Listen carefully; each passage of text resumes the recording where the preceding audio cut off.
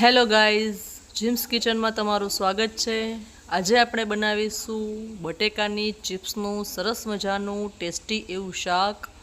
તમે જોઈ શકો છો, જોતાં જ તમારા મોઢામાં પાણી આવી જાય એવું સરસ મજાનું બટેકાની ચિપ્સનું શાક આપણે બનાવવાની શરૂઆત કરીએ। તો મારા વિડીયોને તમે પૂરો જોજો અને વિડીયો જોતા પહેલાં અને જો પસંદ આવે તો મારા વિડીયોને લાઈક કરી શેર અને સબસ્ક્રાઈબ કરી દેજો।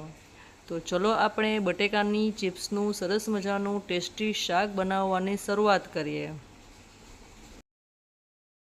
અહીંયા મેં મીડિયમ સાઇઝના 5 બટેકા લીધેલા છે।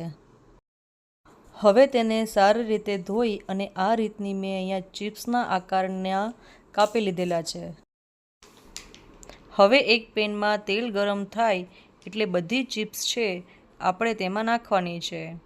તેલને એકદમ સારી રીતે ગરમ થવા દેવાનું છે અને ગેસની ફ્લેમ હાઈ રાખવાની છે, જેથી કરી આપણી ચિપ્સ છે એ એકદમ ક્રિસ્પી બને અને ખૂબ જ સરસ થાય।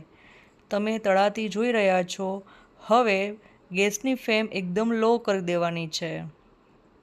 તો હવે આપણી જે ચિપ્સ છે તે તળાઈ ગઈ છે। તમે જોઈ શકો છો, વારાફરતી બધી જ ચિપ્સને હું તળી લઈશ। હવે એક પેનમાં તેલ ગરમ કરી એમાં રાઈ, જીરું, હિંગનો આપણે વઘાર કરવાનો છે।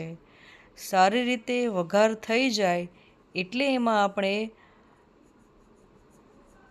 કાપેલી ડુંગળી એડ કરવાની છે। ડુંગળી આપણે એકદમ ઝીણી ઝીણી બારીક સુધારી લેવાની છે।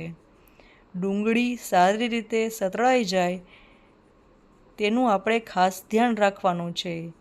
ડુંગળી સતળાઈ ગયા પછી હવે આપણે તેમાં ટમેટાના ઉમેરીશું। ટમેટાને પણ આપણે બારીક કાપી લેવાના છે। ડુંગળી અને ટમેટાને પણ સારી રીતે ચલાવી લેવાના છે। તમે જોઈ શકો છો, ડુંગળી અને ટામેટાં છે સારી રીતે ચડી ગયા છે। હવે તેમાં હું લસણ અને મરચાંની પેસ્ટ ઉમેરીશ। તમે આદું પણ નાખી શકો છો અને લીલા મરચાંની પેસ્ટ પણ તમે ઉમેરી શકો છો। તમારા ટેસ્ટ મુજબ તમે આમાં વધઘટ કરી શકો છો। હવે સ્વાદ અનુસાર એમાં મીઠું હું એડ કરીશ। અડધી ચમચી હળદર, ધાણા જીરું, બધા જ મસાલાને સારી રીતે ચલાવી લેવાના છે અને મરચું છે બળે નહીં તેનું ખાસ ધ્યાન રાખવાનું છે, એટલે ગેસની ફ્લેમ છે તે લો રાખવાની છે। હવે આપણે બટેકાની ચિપ્સ છે તે એમાં નાખી દેવાની છે અને ચમચાની મદદથી સારી રીતે ચલાવી લેવાનું છે।